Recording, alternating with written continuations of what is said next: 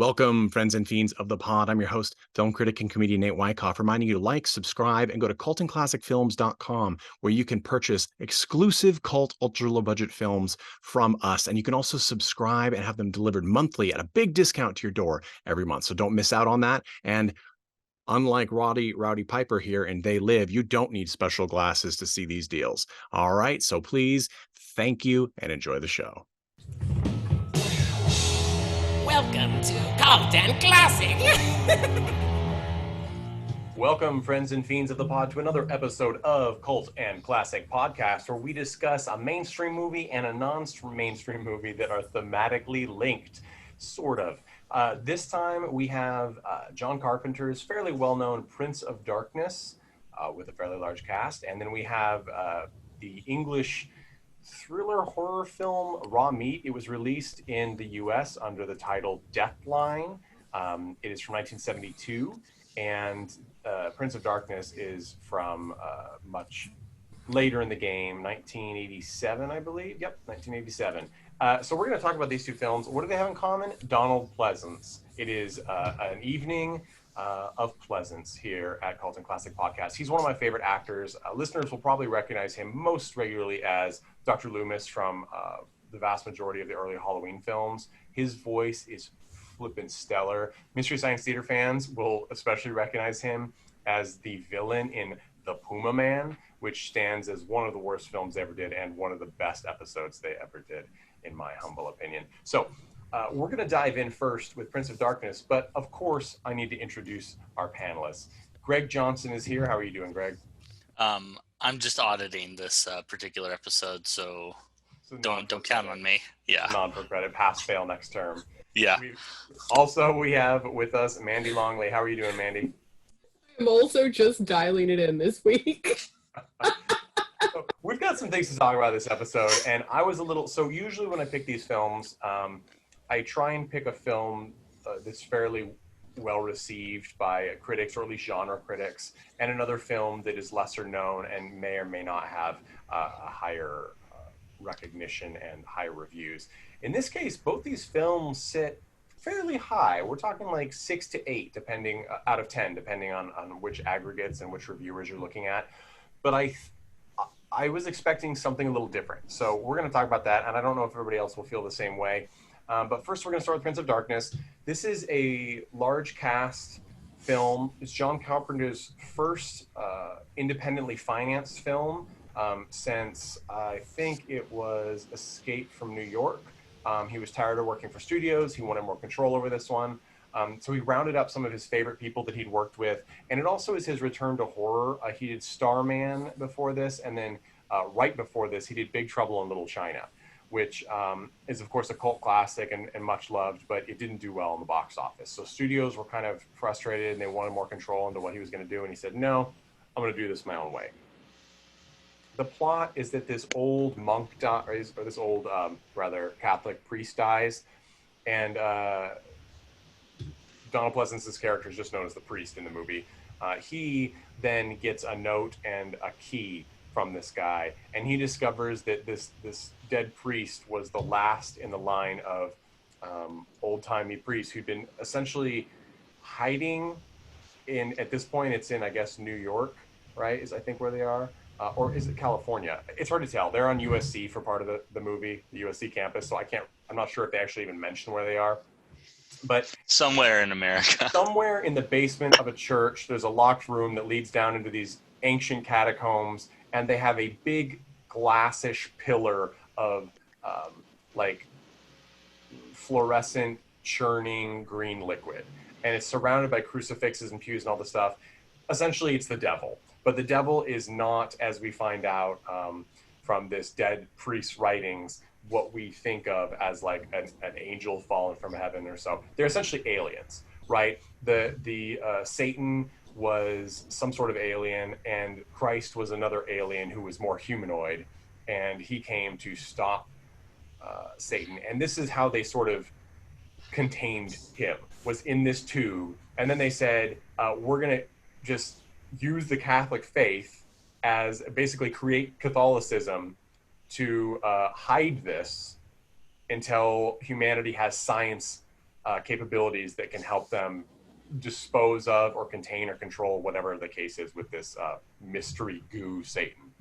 So this is just an origin movie for Teenage Mutant Ninja Turtles, right? And it's That's Shredder in the vial. This is TRI, and this is going to spill into the sewer, and it's going to be a rat. It's going to be amazing. Splinter is great. Yeah, no, it does look like a giant vial of the mutagen from Teenage Mutant Ninja Turtles, and the set and everything is great. It's filmed in an abandoned warehouse. I guess it used to be used as a ballroom, and like I said, they film a couple of college scenes at USC. That's the premise of the film. The actual plot and action involves this priest going to a college and recruiting a mythology professor who's he's well known. He was in Big Trouble in Little China as well. Victor Wong. He also, well, I remembered him from Grandpa in Three Ninjas and the Three Ninjas series. So maybe he's as recognized by our generation for that. But he plays the mythology professor who's shockingly similar to a mythology professor I had in my undergrad. And he's a mythology professor, but he's actually a physicist, right? So he's teaching advanced physics and quantum theory. And he is approached by the priest to take some of his really talented grad students and basically find out how to stop this thing from potentially breaking free and causing terror in the world in the next couple of days. It seems we don't really understand the timeline here or why this is happening at this time. A lot of the details are foggy or left out. But what happens is, of course, the thing ends up taking over some people and doing spooky things. And it's really a mishmash of religious horror with this science fiction element. And it also serves as John Carpenter's bridge in what he calls his Armageddon trilogy or Apocalypse trilogy, which started with the Thing remake and then Prince of Darkness and then afterwards In the Mouth of Madness. So it's like the Thing is very science fiction, In the Mouth of Madness is very religious, and this is like the bridge in the center. I'm wondering if either of you had seen this. Mandy, had you seen this film before? No, I had not seen this film before. Greg? Definitely not.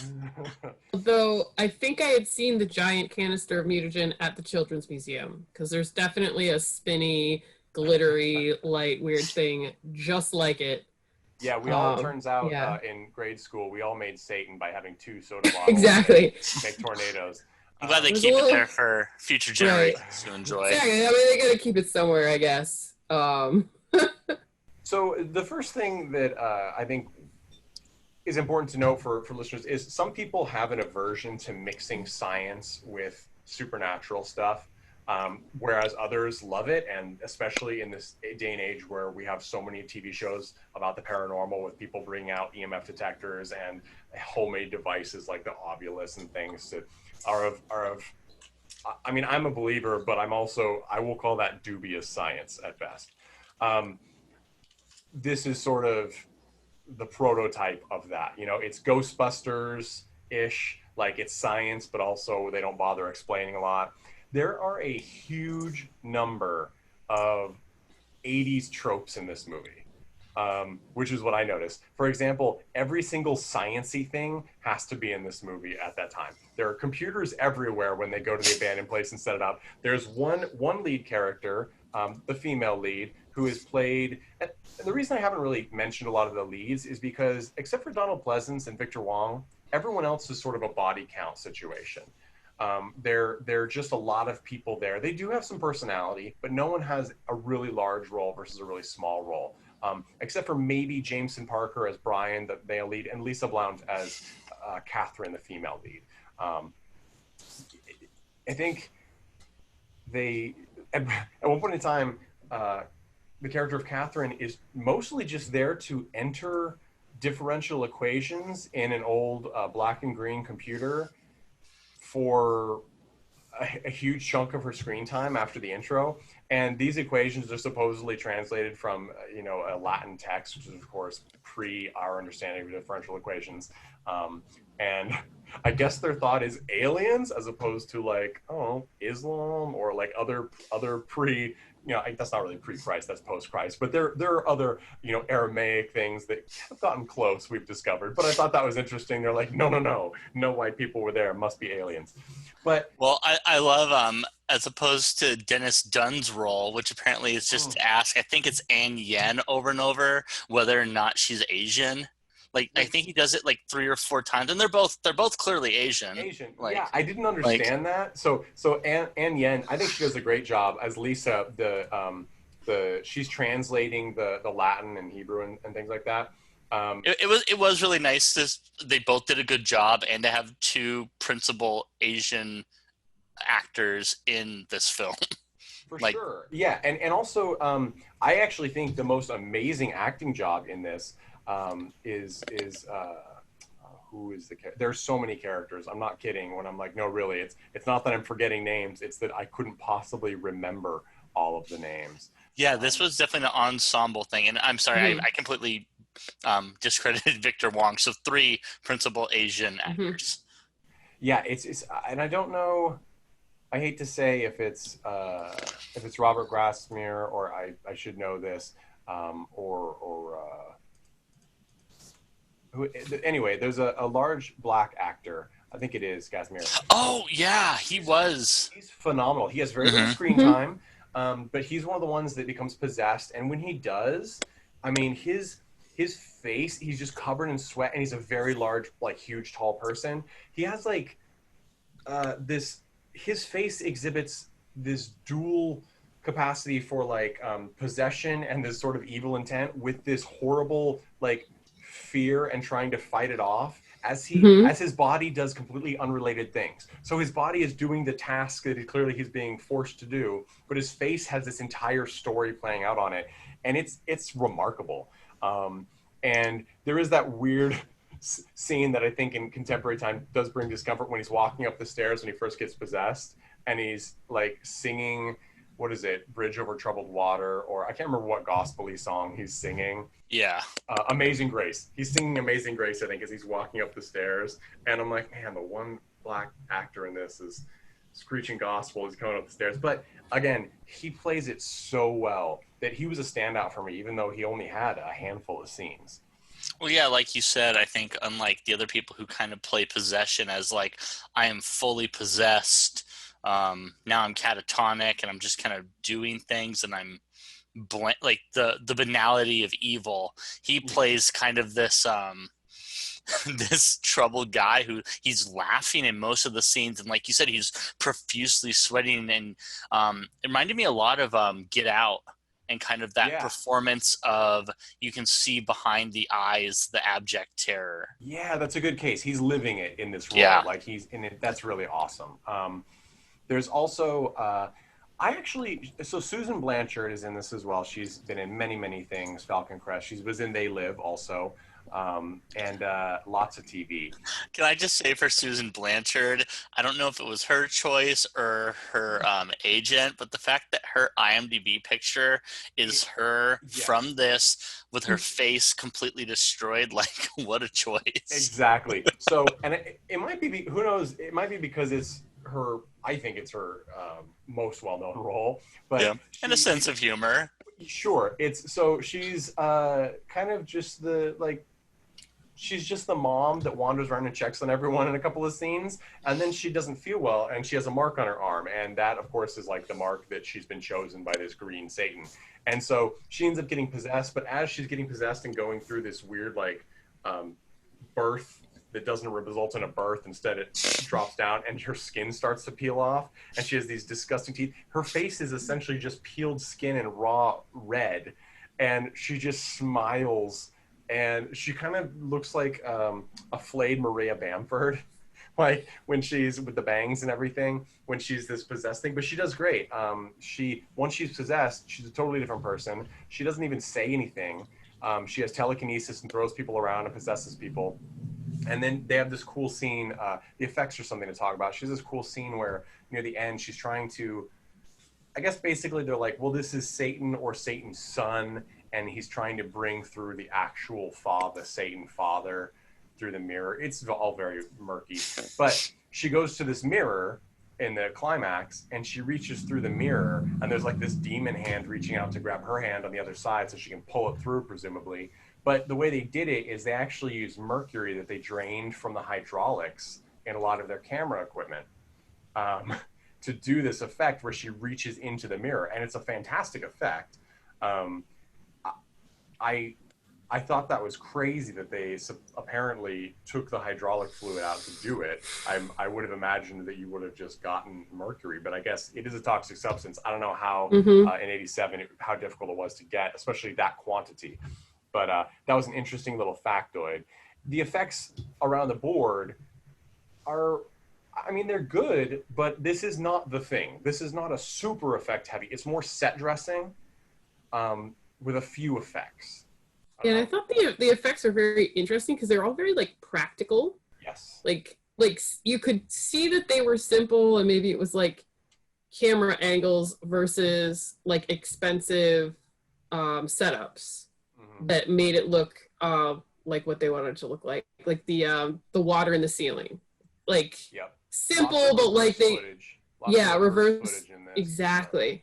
And I really actually enjoyed that. I felt that it made it like in some ways more like accessible or a suspension of disbelief because it just obviously looked very real. Yeah, it did look really good. Going back to the Satan in the mirror thing, kind of an off topic, but did either of you ever see The Adventures of Mark Twain from 1985? It's like a stop motion film. I was thinking about that because I looked up to make sure it was 1985 and this was 1987. So in Adventures of Mark Twain, there's a scene where these two kids go through a mirror and they're on like the moon or somewhere weird. And there's this weird thing in a mask and they're like, "Who are you?" And it like whispers like, "I'm Satan," at them. It's and the I most kind of disturbing children's film ever created by man. And it is an absolute must watch for cult film fans. So look it up. Yeah, but I just that weird little parallel of like, oh, like they step in this mirror and kind of this eternal darkness that Satan lives in that kind of feels like outer space, and I just like, kind of that just coincidental parallel. Yeah, and I mentioned before we started recording the fact that this is definitely where one of those times where the scriptwriter, who is John Carpenter in this case, using a pseudonym, said, "All right, I want this to be science film and a horror film, but I'm going to do my best to tiptoe around specifics because I know that I will get it wrong." And I think for the most part, he does a good job. I mean, because there's this really cool line Victor Wong's character has, and I'm not going to get it exact, but he's talking to the priest, I think, and he says, or maybe he's talking to one of his students, but he's like, I think he's talking to one of his students, and his students is basically like, "This is bullshit. This can't happen." And he goes, "Everything you know breaks, all the laws of gravity and physics break down when you get small enough. And then it's just ghosts and shadows." And of course, he's referring to quantum physics, which is of course even more in vogue now in like, what do they call it? Commercial science for the masses like me, who I'm not a scientist. Mandy has some background in engineering and much more science than I do. But quantum physics, it is true, right? Like we're learning that when things get small enough, they no longer behave in the way that they normally would. And it was interesting for me to hear some of this little snippets of this kind of talk in theory in 1987 when it's just now becoming popularized in the fun science books and things like that that the layperson is meant to read. And he does a good job. The part where it breaks down is when you get into the use of technology. Like I was mentioning, Blonde's character just like typing away at differential equations. I don't know what that was supposed to do. I don't know why that was happening. I don't know, is that supposed to be a ritual? There's so much going on and there's so many characters in this movie that it almost feels like nothing's happening. Because we check in for a second with a million different people and they're all essentially doing, I guess, something, but none of it is explained. Like, I don't know what these physics students are doing. They're mostly just poking computers with pencils and listening on things, but I don't know what they're listening to. It's almost like Tron or that CGI show Reboot, where it's a bunch of people that know that computers are hot and cool and neat, and we don't really know how technology works, so I don't know, Satan. Yeah, like, and they must have had, like, John Carpenter must have either been interested or had some sort of people that he talked to, because, like, my brain, Susan Blanchard's character at one point comes down while they're poking the big tank, and it's like, I don't get it. What's the deal? Is it toxic? Why haven't we just taken a sample? And that's, I think, something very real thing. They'd be like, why wouldn't we have taken a sample? Even if it's toxic, we would be able to handle this. You know what I mean? Don't drink it, don't eat it, don't breathe it, don't let it, don't let it out. And that's sort of like the kind of thing that a person who is a scientist would say and want to do, and yet it's never addressed again. It's like, we brought it up, so that's okay, and then we move back. I also feel they're like they also said like they couldn't open the container. I forget where that came in comparison to taking the sample inside. Yeah, which is interesting, but it also, nobody notices that it's oozing goo on the ceiling for like 2 yeah. hours. It's this weird thing where this is what they're studying, and they don't properly explain why a group of science students and scientists are not losing their shit with excitement over this. Because this would make your career, right? Even if you don't believe it's Satan, this would make your career. So like, no one is like that. No one is excited. And it seems to me, because there is this oppressive atmosphere. Like this movie was definitely made by not nerds. Sure, exactly. Like, when I was in college and in grad school, like the thing that people would talk about at parties was like the shape of airfoils and like differential equations, like what was going on, like that is like, it was like you just couldn't stop nerding out, like even in social situations. And maybe as a mechanical engineer in her other life, right? So she knows what she's talking about. And like if you're like a nerd that's like going on to grad school to focus on specifically these kinds of things in physics, like you are gonna seriously nerd out. Like you're gonna be, oh, what is that movie? Was it not Silence of the Lambs, but like the other Red one? Dragon? Yeah, where they have like the bug guys that they like play chess with their bugs, and like that's what they're doing at like 11 o'clock at night on like a Saturday, like in the museum where they work or something. Like, yeah, like that is accurate. Like that is made by people that like probably are nerds. This movie felt like it was like, oh, like my brother has a computer and he like lives in my parents' basement and he just types all the time, and like that's what nerds like. That's like all the nerd culture that they knew, and then they put this together. Like is what it felt like to me. The code in the Matrix scrolling down the screen. Yeah. Like, this is engineering, right? This is what sciencing. Computer scientists do. Totally, yeah.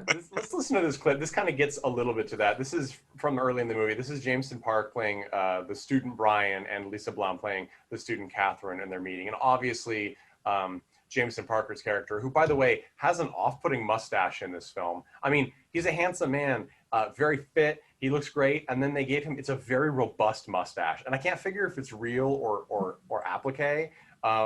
But it's just, I'm like, it must have hit at like that 6 months in the 80s when it was required that your lead character have a mustache, because otherwise I don't understand, because no one else has it. It's not appropriate. But this is them talking outside in the campus at USC. Some things aren't changed by quantum physics, though. Such as? Well, for instance, every theoretical physicist I know wonders why it is that no one who looks like you ever seems to settle down in our end of the building. That's not true, and that's an extremely sexist thing to say. Confirmed sexist. I'm proud of it. Hey, I was just joking. What happened? You talk numbers, you get romantic. You talk people, you clam up. This to me was such, I'm a straight white male, but it's such an insane, it misses the mark on every level of how to address sexism in the world and in films. It's like John Carpenter said, hey, we have to make, like, she has to acknowledge that that's sexist, because that's sexist. but he's really cool. So he's going to say that, ha ha ha, yeah. And then he's going to gaslight her and say, what are you doing? Things were getting romantic when you were talking numbers, but you can't talk about people. Is that why you don't like me? Because you can't talk about people, blah, blah, blah.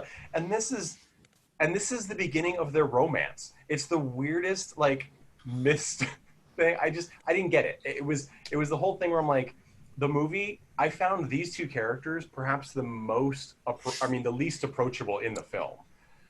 Everyone else, we get little snippets of them, even if they're cold or just normal or a used car salesman type guy who just walks in because he's renting equipment and people. Like, everyone has a little bit of, I'm like, oh, these are real people. These two, I did not understand at all. Yeah, I just didn't get it. Yeah, I forgot until like the very end of the film. Like, oh right, we're supposed to be engaged in their romance when like she sacrifices herself or whatever. I'm like, oh right, and then I tuned it out again immediately and forgot about it until you brought it up. Yeah, and I mean, yes, we will do spoilers, but again, this is not the kind of movie where there's a big twist. Nothing in this movie is surprising. So when you watch it for the actors you like. You watch it for John Carpenter's atmosphere and his skilled use at limited resources to create something that looks pretty expensive for the most part. You don't look for the plot, because really what happens is Donald Pleasence, who is top billing in this, and he's working with him because, of course, he was a fundamental part of the success of Halloween, John Carpenter's biggest success. He really doesn't even have a role here. He's there in so many scenes, and he says a couple of lines, but he does nothing. And at the end, he is the priest, and he retreats, and instead of helping everyone, he hides behind like a boiler, reading passages from the Bible, which he feels is fairly discredited because of these revelations about what the devil and Christ really were.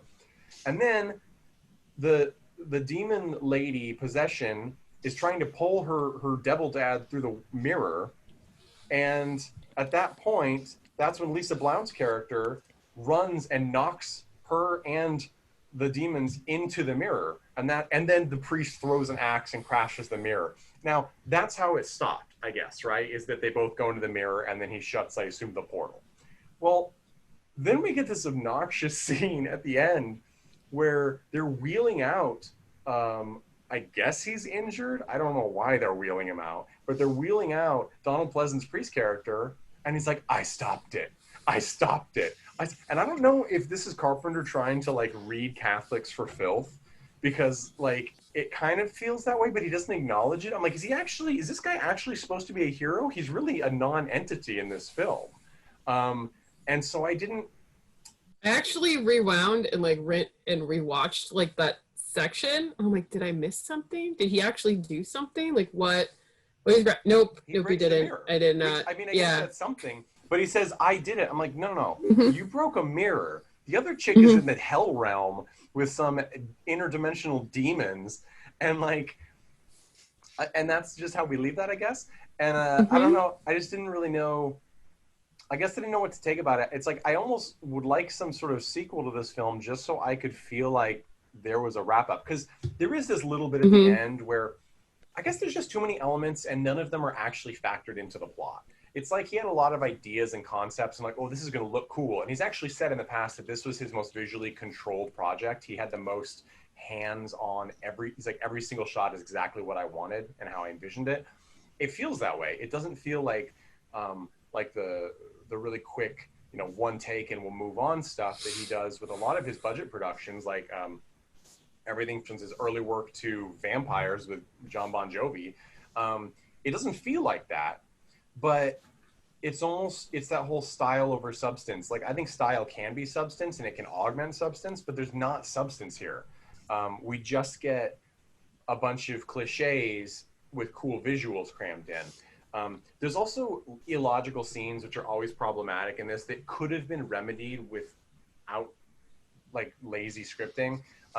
And some things have to be changed when you film. I think a lot of people who haven't been involved with film don't understand this very well, because you don't have to think about it. When you write a script, you don't know what the building's going to look like. You don't know where the rooms are that you're going to do this things. You don't know the logistics of how certain things are going to play out. So those get changed as you film. One key example is in this one.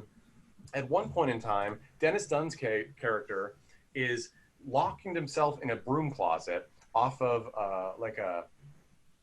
the room where a couple of possessed women and Susan Blanchard's character is transforming, so he can't leave. But on the other side of like a brick wall to him is where everyone else is holed up.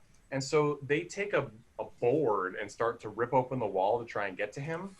Well, okay, I get it. But he's yelling at them to keep going, and he doesn't start to dig at all.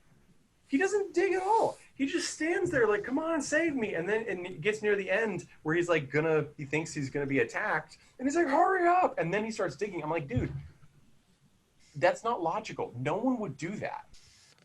And it's just, yet we watch it and it's for minutes like this. It's just, there's no way you could have watched this or had this play out and not been like, it doesn't really make sense that he's not doing that. And there's actually one case that makes me think that there's a little more to the story with John Carpenter making this movie as to whether or not he had time or was a budget concern, because it was filmed in, I think, about 30 days, which is pretty quick for a big budget, not so quick for an indie, but it's brief. And someone on staff had said, like, we have 7 zombies, basically, possessed people. What if we had them somehow represent each one the 7 deadly sins?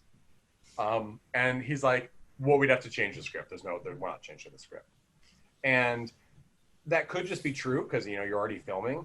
But also it makes me think that his mindset was, I am done with the script. I will do nothing more to this script. We will film what is here and we will move on. And I think that does sort of feel that way, because it's sort of, if people think Videodrome has sort of an open ending where you don't know what's going to happen and what really happened, this film is hella open. Like, there's all these needlessly open. Needlessly, yeah. That's a good way of saying it. For example, one of the weird little things that's a cool idea, but it's kind of a trope with cursed objects, in these movies, is that people who sleep near the vial have the same dream, and it's like a videotaped looking message of a shadowy figure in the mouth of the church, and it's saying something in staticky voices.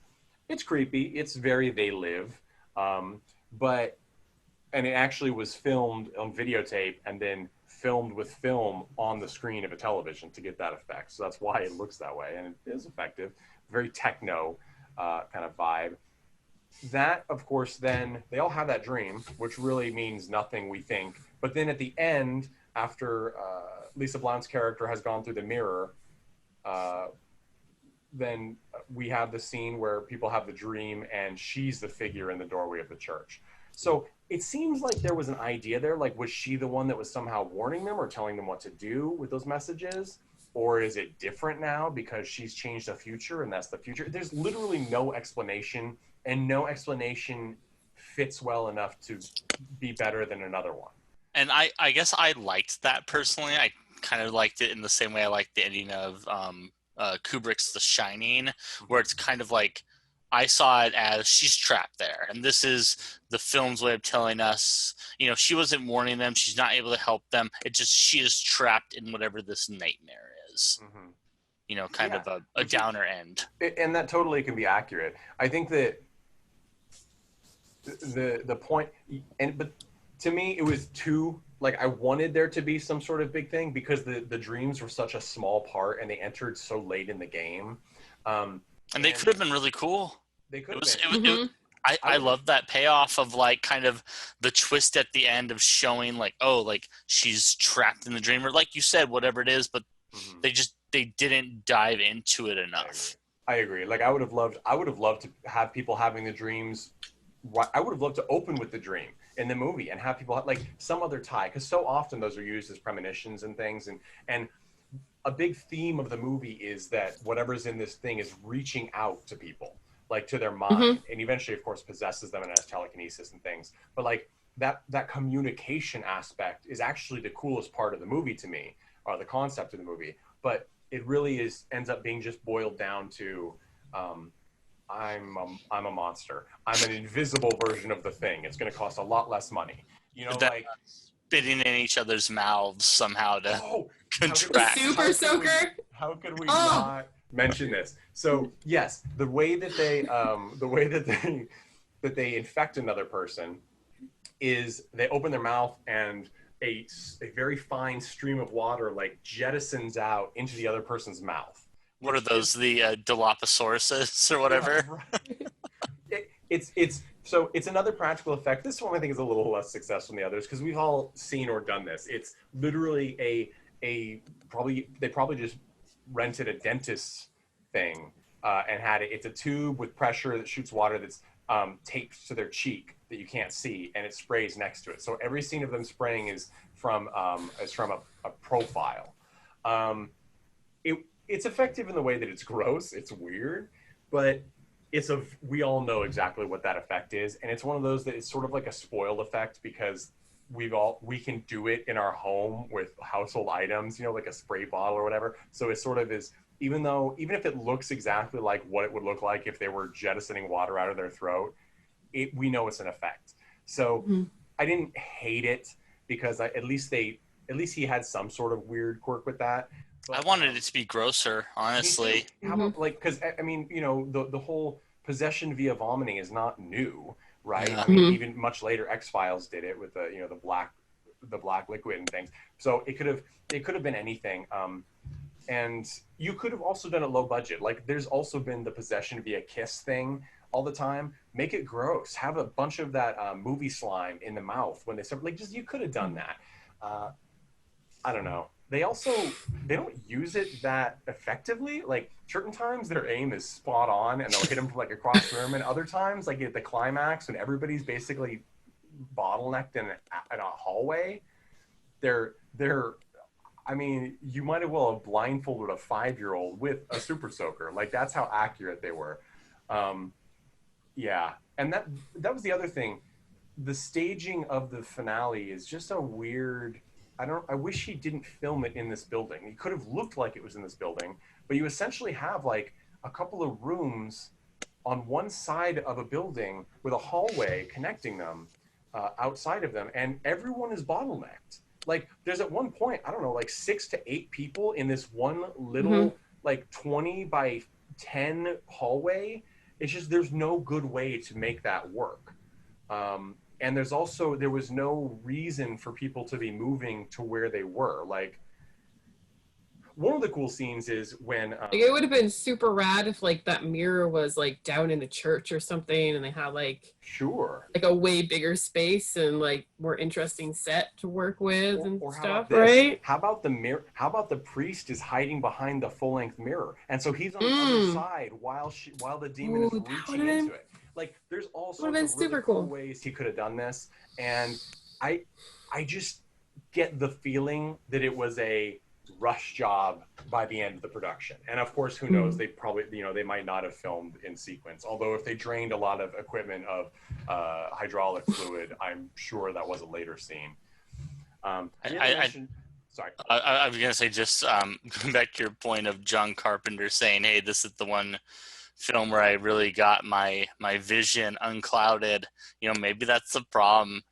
Whenever you see a film that you look at like, oh, the director is person A, oh, the writer is person A, oh, the so-and-so is person A, like the more often their name appears in the credits, the worse the movie's going to be, most likely. Well, and I mean, and he's made some winners and some clunkers.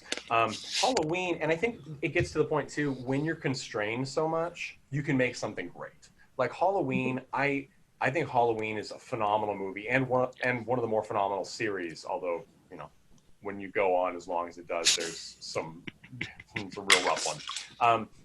And speaking of which, the most recent Halloween that is a retcon of everything past the first movie, phenomenal. Can't wait for Halloween Kills next year. It's going to be great. But this is one of those cases where I agree with you. I think he was so tied to certain things that the story doesn't just suffer, it's non-existent. The visuals are what's important here. We stare at them a long time. The opening credit sequence is over 10 minutes long.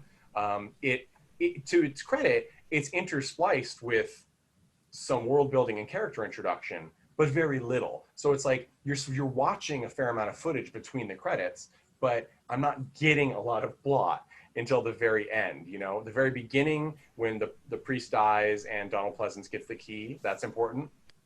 Seeing Victor Wong as the professor, that's important. And then everything else in there is completely unimportant until well after the credits.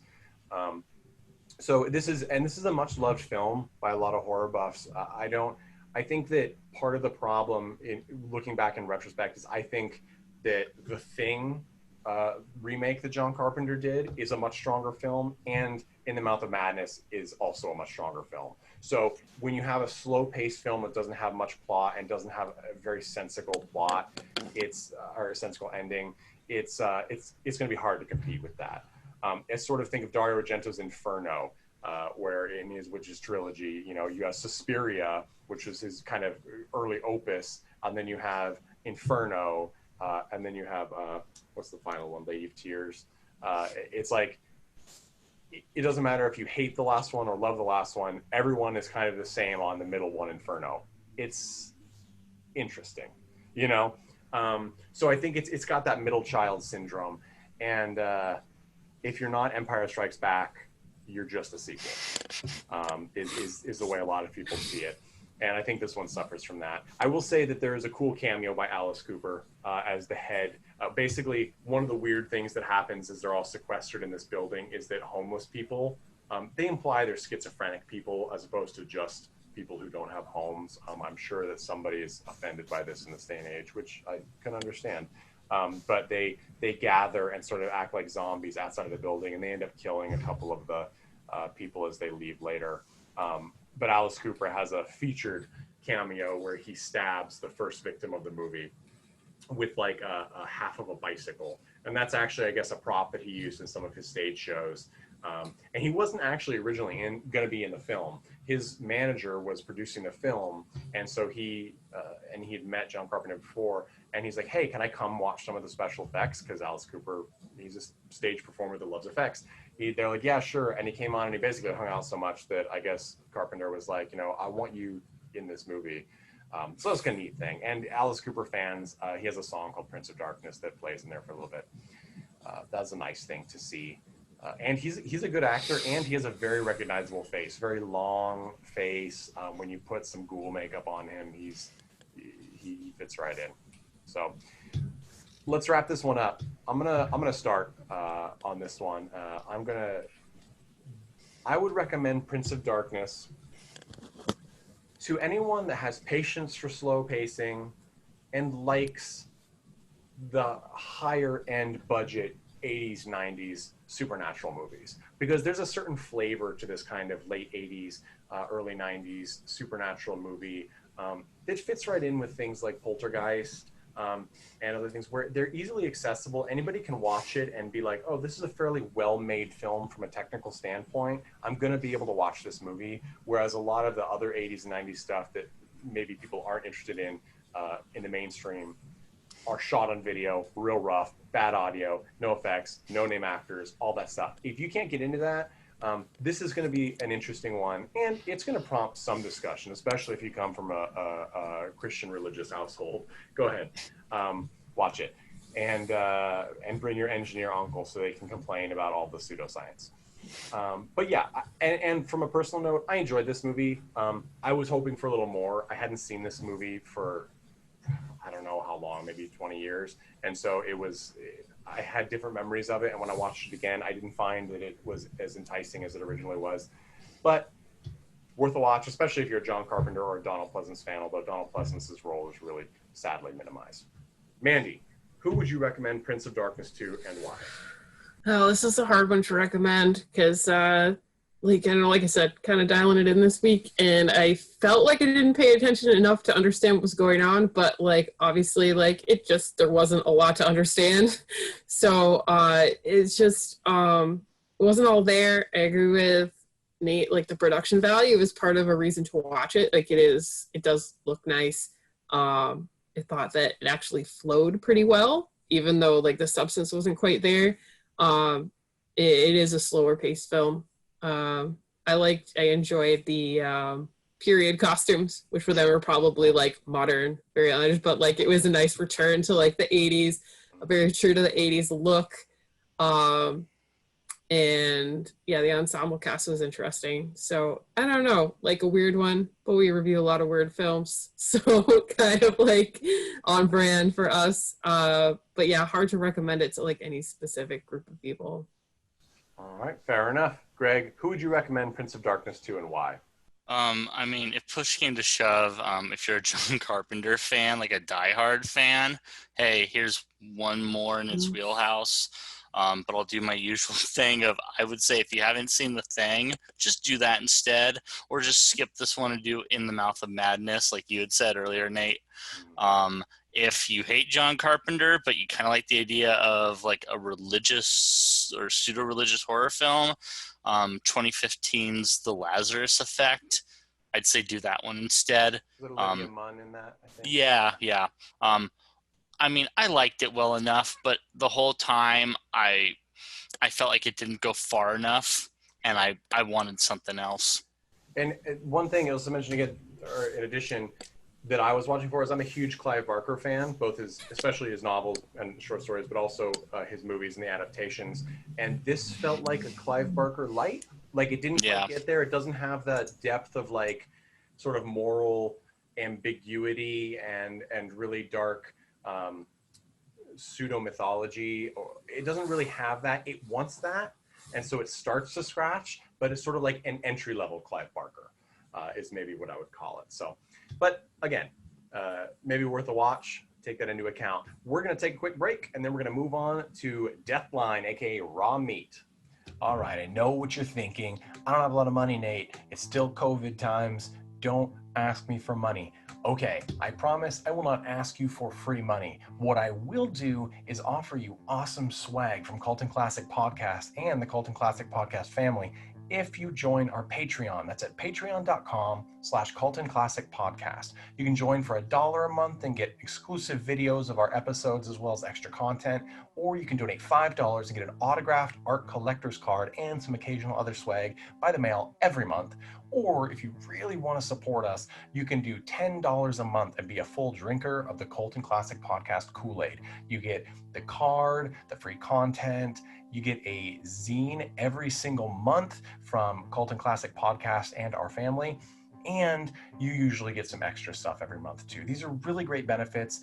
They're creative. You'll like them, I promise. And it's totally worth it because, well, we love you and we need you, and we want to keep bringing you interesting conversations about films that you love and some that you don't even know about. Also want to give a shout out to a person who sent us some awesome stuff and swag for us. It is Uncle Mike's Pop Culture Market. That is Uncle Mike's Pop Culture Market. This was a cool collection of stuff that Uncle Mike sells. It's an all assortment of things from Goosebumps books to Creeps magazine to, I'm looking at some of them right now, awesome action figures, VHS, DVDs, Blu-ray, all sorts of cool stuff. You never know what you're going to find from Uncle Mike's Pop Culture Market. How do you find Uncle Mike's Pop Culture Market? Go to Instagram and go to @uncle_mikes_popculture_market. That's Uncle Mike's Pop Culture Market with underscores between the words. Pop culture is one word. Totally worth it. Great person to deal with. Super appreciate the swag sent to Cult and Classic. And if you guys want to shout out and have something that you want people to know, either anything you want, action figures, movies, whatever the case is, reach out to us at cultandclassicpodcast@gmail.com, and we will see if we can help you out and give something cool to you guys, Fiends of the Pod. Thanks so much. And we are back, and we are going to talk now about the second film in this week's Pleasence episode, Raw Meat from 1972. So this is one that is much less known in the States than Prince of Darkness, and probably in the UK. It's not totally unknown. It's been released in the 2000s, I think 2 or 3 times on DVD and Blu-ray. But actually, I'm not even sure about the Blu-ray, but it's been released this decade. And I'm going to say this. It is an odd duck of a film. It's a horror film, but it really feels almost more like 2 films stuck together. It's like part sort of mutant cannibal film and part sort of cozy British detective film. And in it, there is just to get right to the chase, in a never finished, or rather a collapsed section of the London Tube. The late generations of miners who were trapped there and procreated over a couple, I think 3 generations, are snagging people from the tube system and eating them. And we arrive on the scene when a prominent government official is snagged and disappears, and he's of course been eaten. And turns out the mutants, there's only one left. We actually enter as his pregnant partner dies. So we have this sort of verbal mutant character who is humanish in the it's not the sewers, but it feels like the sewers to us United States folk, who is sort of lashing out because he's the last one of his kind. And in the middle of it, we have Donald Pleasence as Inspector Calhoun and his partner, Detective Sergeant Rogers, played by Norman Rossington, both, of course, well-known British folk in the acting world. And then we also have Sharon Gurney as Patricia Wilson and David Ladd as Alex Campbell, the American student who is Sharon Gurney's character's boyfriend. They are there to sort of be the first ones to witness a guy disappearing. They don't actually see him taken, but then she gets taken near the end. The reason it's hard to sort of put this in words is because this is another film, sort of like Prince of Darkness, where the plot doesn't move along because of actions of the characters. It actually just moves along sort of by random chance. I don't know if you guys felt the same way, because it seems like Detective Calhoun is a good detective, Donald Pleasence's character. He's a funny detective. He also everyone speaks in such a natural British cadence in this movie, because they're all British, except for David Ladd, that I had trouble understanding some of their lines. It's definitely probably just my American ears. But what I did understand was pretty good dialogue and some funny stuff, which is a weird juxtaposition with the really gruesome, depressing life that the mutant is leading. And I guess my point is I expected the detectives to actually detect something and solve the case, but they don't. What actually happens is the girlfriend, Sharon Gurney's character, gets abducted by this mutant to be a meal, and then he decides a mate. And David Ladd, as the boyfriend, goes to Donald Pleasence, and he's like, yeah, we'll get to it tomorrow, because he's hungover. And so David Ladd goes in the tube and finds her himself. And then, of course, Donald Pleasence is like, oh, shit, like, he's going down there. We're going to go. And so then they wind up there at the same time as David Ladd rescues his girlfriend and beats up the mutant. But no one resolved the plot through wit or anything. It's not really a detective story in that way. It just happens to be co-starring, I guess, a detective character, right? Right, so you said it like kind of moved along by like random chance. I felt it like moved along by like bureaucratic, like, oh, that is true. You know, like outcomes. Like it just like it was turning the crank of bureaucracy almost. It was super slow. Yeah. People were following like their like status quo kind of, and it just like, oh, stuff kind of eventually happened and people were bumbling along and like pushing the paperwork, and people were living their lives and stuff randomly worked out to turn into a movie. That's kind of true, because the bureaucracy is an interesting point, because we get it all the way throughout the film, right? Like, in fact, let's listen to this clip. This is the first scene Donald Pleasence is in. He's arrived at his office, and he sits down at his desk, and this scene opens with him yelling Marshall, which is his secretary. So, Coming, sir. go on, Rogers. There's a report of a funny incident at Russell Square Tube Station. Yes, sir? Tea. Oh, sorry, sir. I had to get some more tea bags. Tea bags? You've been using tea bags? They're standard issue now, sir. Ah, I've been blaming the Indians. Do you still want some, sir? Yes, of course I want some. Very good, sir.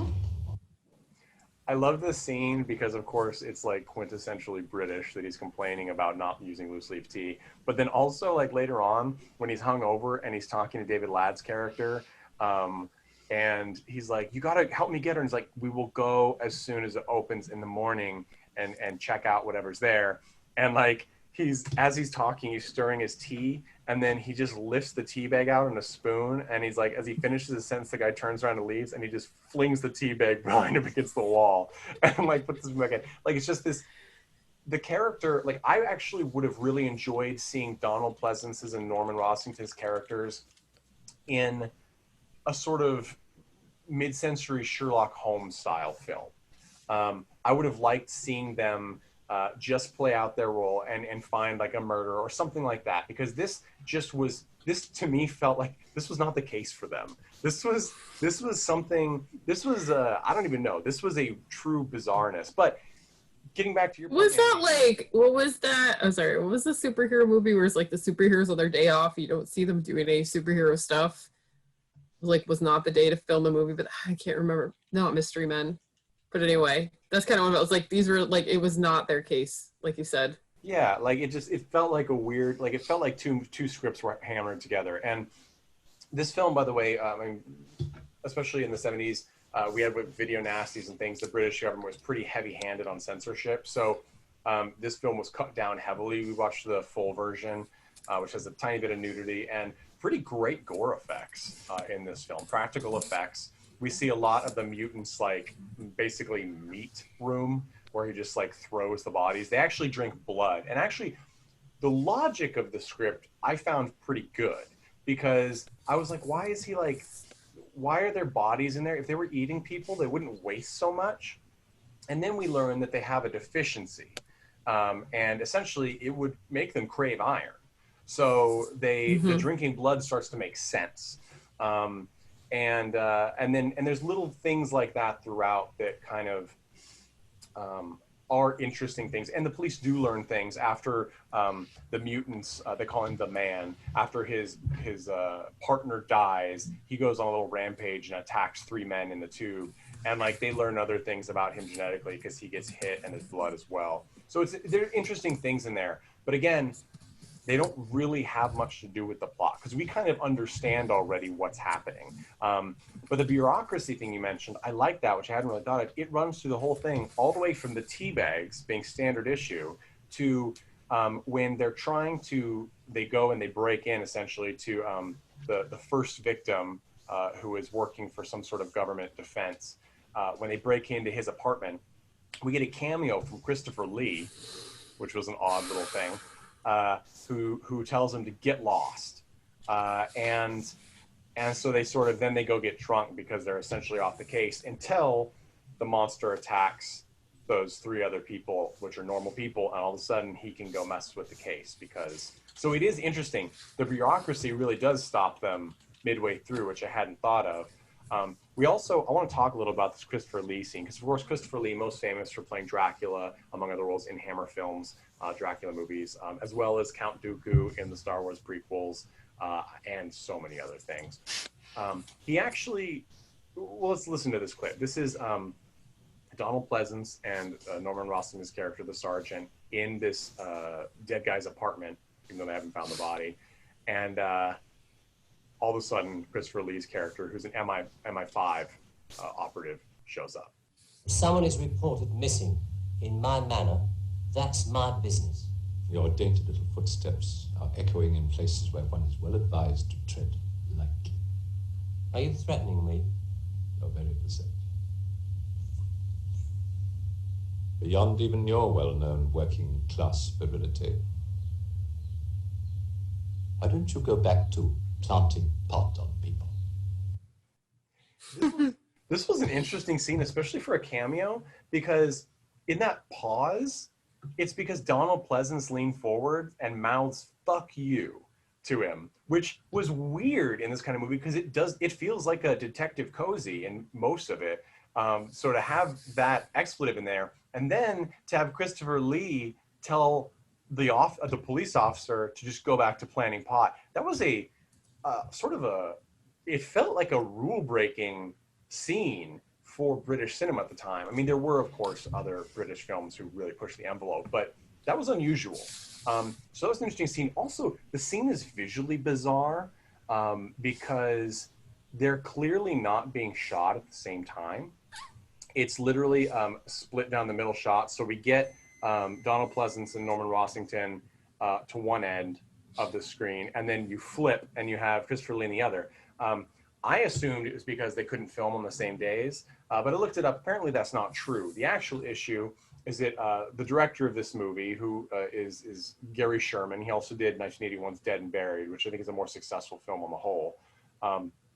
He didn't want to have to deal with the logistics, especially, and it makes sense in an actual apartment, which was small, of filming the height difference, because Christopher Lee was 6'5", and Donald Pleasence was only 5'6". So that's, a pretty big difference. It's essentially a foot difference. And filming them, I think it could have been done interesting, because it is, that's a very striking image, right? But he didn't want them to seem that off par. I guess he didn't want that sort of intimidation physically as well as verbally.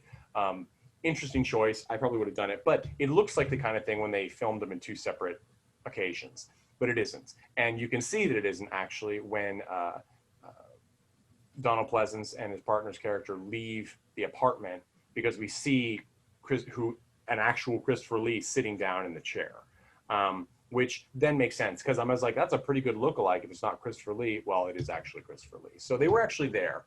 The other interesting thing about that is that Christopher Lee was originally in line for Dr. Loomis in Halloween and turned it down, and Donald Pleasence got it. And Christopher Lee apparently regretted it. But he really liked Donald Pleasence's work, and he wanted to be in a role with Pleasence, which is interesting, because now that I think about it, that's in reverse, because this film is pre-Halloween, which was, I think, 1978. So that little tidbit can't be 100% factual that I found.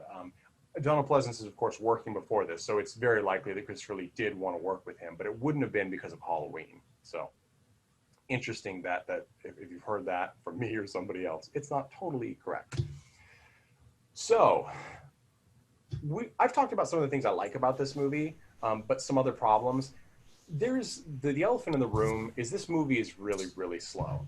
I think in a similar way to Prince of Darkness, this week we had two really dragging films. This movie is two separate films crammed together, as I said, and neither of them are quick moving. I say neither of them are good either. I personally actually did like it. Here's what I'll say about the horror part. I actually felt for the man character, the mutant, because we watch him killing the first victim and draining the blood over his we'll call her the bride, the woman's mouth, as she's clearly sick during childbirth. And when she dies, he sobs, and he doesn't speak English completely, so he's just sobbing. And I was like, to me, that touched home. And then he ends up putting her in essentially the family plot, which is the other room of their apartment chambers, which is just all the bodies from 3 generations. And each of them has some little keepsake that he places on them. I thought it was a very sort of weird Clan of the Cave Bear mutant post-apocalyptic vibe feeling. And I liked that. And I like the set. It's actually, in the film, it's a closed off station that was, people were left to die, which is why MI5 doesn't want them to go in there, because it's sort of a black mark on their record, apparently. But it's actually just an unfinished station. The station was never finished, and now it's used, I don't know if it's still present, but it was used to film movies and made way more money than the station ever could have made as an active station. But it's a cool set, and it works really well, and I like those scenes, but they take place almost entirely separate of the rest of the movie. The only difference, the only time they combine is near the end, when we get this really freaky, ugly scene where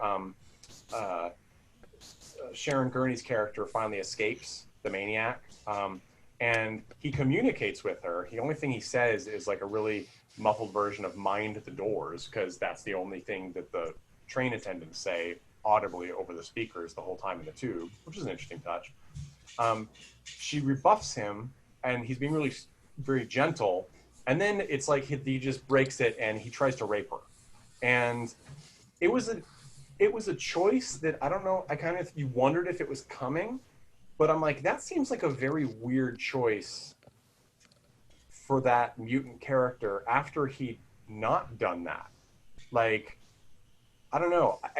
I felt like it was a weird, for a character that doesn't speak in intelligible words, I felt that was a weird turn for him to do, because he could have raped her back at his pad, essentially, if that's his character. Yet he seemed very attached to his bride, who was pregnant. So grooming her, I understand, to be his bride, that's clearly his intent, but then just not being able to take it, like, it changes it from being like, this guy lived in a world where his family were the only people that mattered, and now it turns out, oh, he's just a rapist, and who knows, that other mutant could have just been one of his victims. We don't know. And it seemed like it seemed too late in the game to turn what little understanding of that character we had on its head.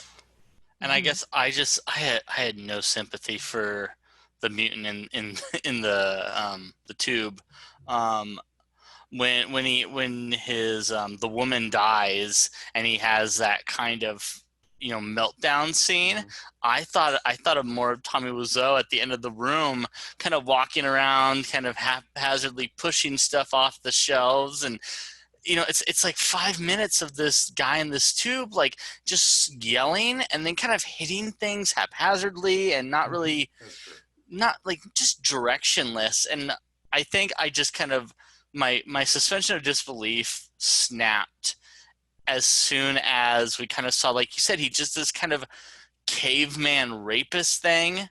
And like, what he made, like, maybe he grew up there, maybe, and like his parents were the survivors of this cave-in, but like, what they raised him that, like, oh, like, the sun, like, is dangerous to us and we don't speak, and I couldn't follow it, and I didn't want to. Well, and I think, and that's the thing, you didn't want to, because I get that, because it is slow, and it's, because the logic, and maybe that's it, is I didn't give the movie a chance, and I'll put that on me, but I don't think the movie, hard. I mean, it's hard to make it through. Yeah. I'm more on Greg's side. I'm like, it didn't serve it up to me in an easy manner. I needed like some slow balls over the middle of the plate this week, and like, that's not really what I got with either of these explaining themselves. So they don't explain it at all, right? Right. The way we understand the plight of these people is little bits that people tell the detective, but the people telling the detective don't know about this mutant, so they don't make any of the connections, and so nothing is given to the audience, because essentially, I feel the logic kind of checks out, and it kind of surprised me that it did, but I had to think about it, like, and I will say this, the movie has enough slow parts that I had time to think about it. It was, because the idea is, it's about 100 years so that's probably 3 generations. So okay, and I can buy that a little more, but still, well, you got 3 generations, and then you're like, well, why did they just, because they can't leave, right? Because that was the whole point, is they were caved in. I'm like, oh wait, okay, they didn't kill people until later generations, because they've caught this plague, and they named the plague and they talk about it, that makes them desire the blood, essentially iron, until later generations. So the first generation didn't have it. Maybe the second had it. Probably not, because it doesn't look like it's doing them any favors. It looks like it's killing them. And then you get this one. So it could be that it's just this final last 2, or however many were of this final generation, that finally were able to claw their way out of this, because there's one little slit in the cave-in where they can crawl out of. And then they killed for food and blood and whatever. The problem with that is that rats have blood too. And we know that he kills and probably eats rats, because we watch him do it when they're attacking, which is weird. They're not attacking Sharon Gurney's character, they're rats. They're crawling around her, if this were a true story. So it's an interesting, I found that the logic checked out, but again, that's a lot to ask of the audience when there's no impetus carrying the plot, you know, and carrying your attention from the plot. Like I said, nothing happens because of the skill or adeptness of any character. The only character that has a clear, like, routine or mode of action is the mutant, because essentially he loses the only other person he knows. He, in a fit of rage, attacks and kills some people, and then he has nothing. He spends time, and then we see him get water and then break down crying again. And then he goes out to kill and presumably get someone for blood, and he finds the woman, and he takes her back, and the formula that goes on in his head, like, woman, oh, this is a new family, whatever. So I understand him through this film, but Donald Pleasence and the police are slow, and they don't have anything to go on. They were just literally playing the police. Like, that felt very accurate. Also, we never see them go. Yeah, we never see them actually go to the tube until the very end. Mm-hmm. I'm like, you're trying to find clues, but in the movies we always, of course, see usually like, oh, the detective goes down himself and looks at the scene. In this, it almost feels a little more realistic, where he's like, he didn't even go to the scene. He argues over tea. Right, and then he asks about and then he has the police officer who is stationed there come up. If you really wanted it, wouldn't you have gone there? And there's some other things involved in that. Like, there's a lot of red herrings for the police that we know aren't true, which is a weird thing, because we know that this first victim who worked for the government was not killed because he was selling secrets or anything clandestine like that. He was killed because he was in the wrong place at the wrong time by an evil mutant. And they're trying to figure out why he's taking public transport when he's a high-profile figure. And it's because in the opening scene, we see that he's visiting sex clubs. So like strip clubs and whatever. So it's just these random things occur to make it look like these other things. But we as the audience already know that's not the case. So it's weird to make us watch the detectives go through these these hoops. Whereas I feel like if you restructured, because I don't think the dialogue is particularly terrible. I actually think it's fairly strong. And you had a pretty solid cast for a movie that is fairly not known. Especially a Christopher Lee cameo should get you on a lot of shelves in the collecting community. But it's just, I don't like, you could have restructured it. This could have been an actual mystery. Instead, it's not a mystery. We already know exactly what's happening pretty much. We get a little more details that we don't really need, like the diseases and stuff.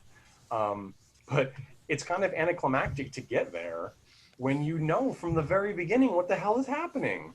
You know what? I think it kind of goes back to something you said about Prince of Darkness. And since these are Donald Pleasence films, both of them, it feels like this movie especially to me, didn't use what it had. You have Christopher Lee, you have Donald Pleasence. You have this really smart setup of something's happening on the tube and people are disappearing. And that's kind of a very primal fear of like taking public transportation, something that you have no choice in.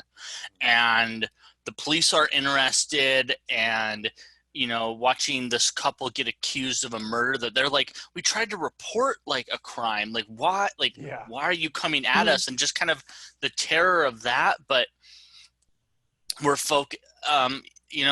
maybe to channel a little bit of Jeff, I think the rewrite would be, don't show me anything about the mutant. I don't want to know anything about them.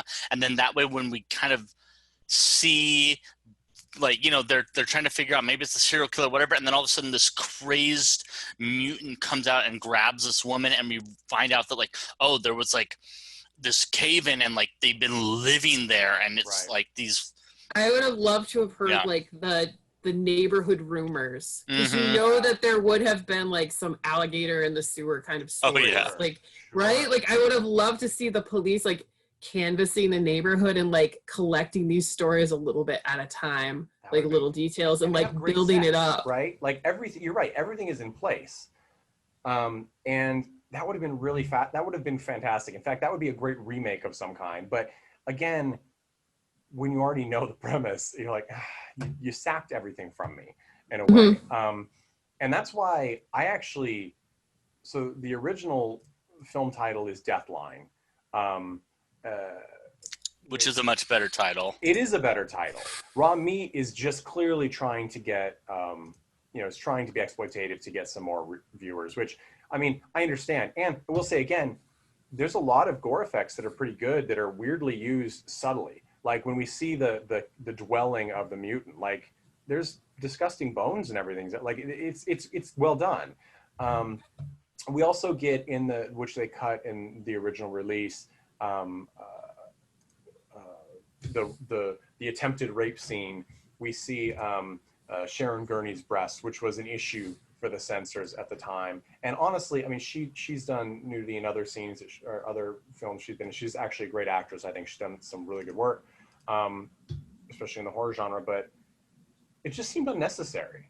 I mean, because it's too real. The feel of the mutant scenes to me is too real to be titillating.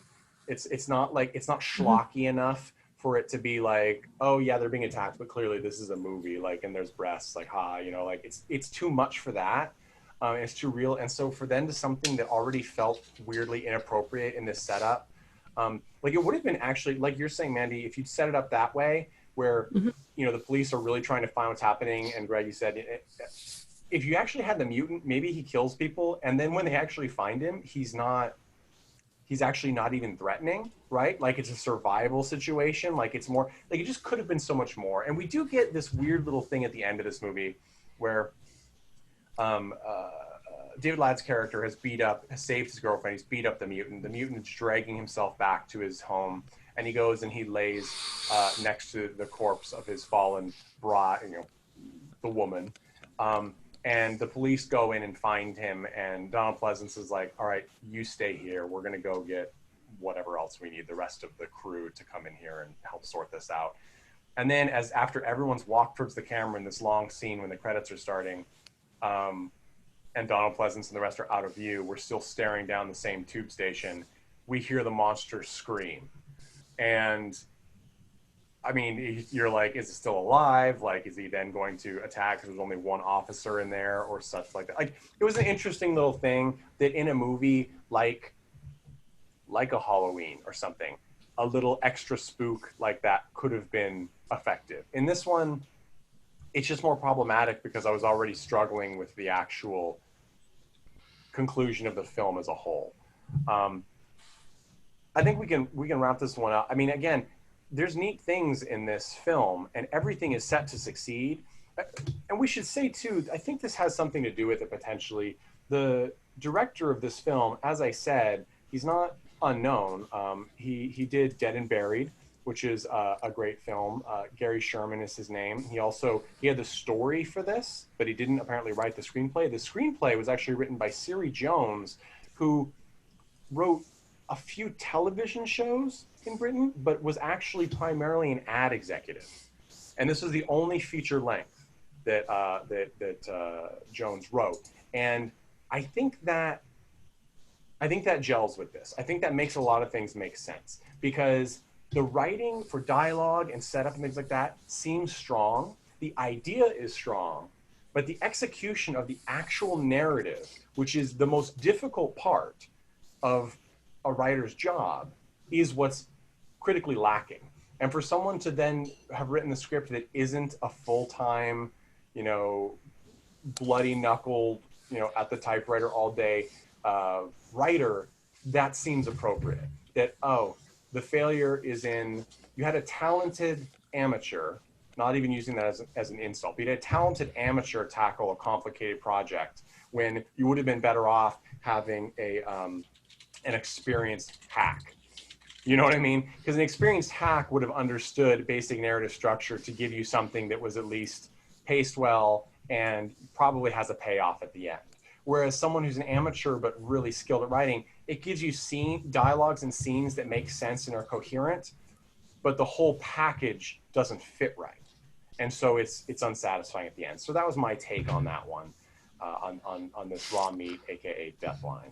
Kind of a Island of Dr. Moreau scenario where you just have someone that can't quite juggle all the balls. Right. Yeah, exactly. And it would have been nice to have somebody come in and do another pass through this script, someone else, and probably could have really worked this into shape. This is one of those movies, too, that as we've talked about, because of the pacing, this is not a long film. It's an hour and 27 minutes. It feels like 2 hours. Yeah. For sure. And that's a rough one. But wrapping it up here today for this episode, I'm going to start with you, Mandy. Mandy, who would you recommend Deathline to and why? Ugh, nobody. if you want to watch a movie about, I'll steal Greg's thunder because he always recommends different movies. If you want to watch a movie about a mutant living in the abandoned tube station, watch V for Vendetta. Like it. Yeah. It's that guy in the base. He's doing the things. It's mysterious. But also the cops are doing the thing. Like I said, I would have liked to see more. There's a more organic unfolding curiosity, but also the bureaucracy that they're working with in that, and it had just like a much better, and it's British. So that's interesting. I hadn't made that parallel, but of course there is also a woman abduction, and there are many points to duplicate on that. So interesting and fascinating choice. Greg, who would you recommend Deathline to, and why? Well, Mandy stole my thunder because I'm not going to recommend this to anyone. I'm gonna instead recommend 2008's Midnight Meat Train, based off a Clive Barker short story, because it's basically the same movie. Midnight Meat Train does not have a great ending, but it's a much more engaging film, and you're at least curious until the end, and it pulls you in. For sure, and it has Vinnie Jones in the lead role, and Bradley Cooper's got a little role in there too. So I'm gonna break rank a little here. I will recommend this movie if you like the idea of British detective films and this weird cannibal story. I think that individually they're mildly interesting. Together they don't work. But if you understand going in that you're going to watch an incomplete or imperfect narrative, give it a go. Also, if you're a Sharon Gurney fan or a David Ladd fan, they have some decent scenes. I want to give a shout out, to the script and Sharon Gurney's character for this one point. In the beginning of the film, Greg, you mentioned that the boyfriend girlfriend are sort of accused of maybe murdering this guy or something. By Donald Pleasence, and it seems like maybe he's just trying to rile them up to see if they'll give him anything, if there is something. But that's, of course, like the thing we all fear, right? That's why in the US, so many crimes are unreported, because one, people are lazy and it's inconvenient and they don't think about other people. It's me on my soapbox. But two, because we don't always trust the police system and the ability of our justice system to prevent the just from being punished. And we get that here. But in that opening scene that causes them to go to the police in the first place, they pass the first victim collapsed on the stairs. And there is actually time, if you, like I did, painstakingly try and break down the narrative, where it seems as though this guy was actually attacked by the mutant. And then when the couple started to come, the mutant left. And he looks like he's just drunk, passed out on the stairs. And then when they leave, then the mutant drags him off. And that's why when they bring the cop back, he's not there. But when they see him on the stairs, the American, David Ladd, aka me, sees him and is like, he's just drunk, let's go. Like, what are you gonna do for him? But she's like, maybe he's having a heart attack. Maybe, like, check his pockets for a diabetic. Maybe he's a diabetic. Check his pockets for an alert card. Because yes, people, I don't know if they still do, but at the time, and other people as well with different conditions carry alert cards in their wallets. They actually check his wallet. It was nice to see a character that actually not only acknowledged someone, like a real person, as a hopefully a caring human being would, but actually used that bit of like, hey, we should check his wallet to make sure he's not a diabetic. We need to get something. Like, that was just a touch that right away I'm like, oh, that's unexpected. Unfortunately, it really doesn't have any play with anything. It just is a spot of realism in an imperfect movie. But I want to give a shout out to that, because I think a lot of films, they look at something like that and they're like, that touch of realism is too much effort. The payoff's not there. And in a way, they're right. But I do, as a viewer, like seeing things like that I didn't necessarily see. Like, for once, can we talk about where one of the characters has to take a dump in a zombie movie? Like, I mean, really, like, you could do something about that, because that's something that I would think about. Did they do that in Zombieland? They did. They did. So, I mean... and possibly 28 Days Later? I don't know if they did it in 28 Days Later. That is a great Danny Boyle film with one of my favorite characters of all time, Cillian Murphy. I thought there was a scene where he goes in, it's like the first time the guy kills someone or something. Anyway, I like zombie films. These are like the things that I also am concerned about in the zombie genre. Yeah, I think that's a fair point, though, Nate. That was a very good scene, and then it just after that right. it starts to. And I will say that I'm actually going to go back to Prince of Darkness 2 and just quick say, I actually like the music a lot in both of these films. Yeah. They're very I agree. I agree. And of course, John Carpenter does his own music for most of his films. And anyone who loves the iconic Halloween soundtrack that he did will also like The Prince of Darkness. In fact, The Prince of Darkness is sort of just an elevated, slightly more complex version of Halloween's theme. So interesting there. And Rami has this really cool, trippy sort of, UK 70s music. And the opening scene plays out like a 70s British psychedelic music video starring an old guy walking around porn places. So it's interesting, but again, imperfect. I will recommend this movie, as I said, to anyone who thinks that the combination of mutant, cannibal, and detective cozy film sounds interesting, because otherwise I just think you're not going to be able to make yourself watch it. You might be happy if you did, but most likely you're just going to be bummed if you did. So that's this week's episode of Cult and Classic Podcast. Oh, Mandy's got a point. I remembered that superhero movie I was thinking of was called The Specials. The Specials. Like super awkward. I vaguely remember that but yeah. I've not seen it. We'll have to check that out. Yeah. It was weird. But it was like, like they're weird off, not quite getting things together kind of. Oh, James Gunn film? Yeah. Okay. James Gunn film, yeah, that's right. Very, very much like these poor detectives were having like that day. James Gunn, by the way, if you're out there, and I know you are, please join us. I would absolutely love to pick your brain from your trauma days all the way to your Suicide Squad and Guardians success, which is absolutely well-deserved. Glad you're back where you belong. To play us out, as always, is the Chud with All About Evil. And as always, the clips we use are for review purposes only and are property of the copyright holders. And I want to say to you guys, again, join our Patreon at patreon.com/Cult and Classic Podcast, where you can get cool swag like zines, buttons, trading cards that are autographed to the artist and custom for Cult and Classic Podcast. Super great stuff. Also check out our updated website at www.cultandclassicpodcast.com. Thank you so much, and we love you. Hey everyone, thanks for listening to Cult and Classic Podcast. This podcast is important to me, but what's more important are the rights, privileges, and freedom from violence of everyone in this country and in this world. And that means supporting Black Lives Matter. If you'd like to make a donation, please go ahead and visit cultandclassicpodcast.com, where we have a list of places you can donate and help out. And please stay safe.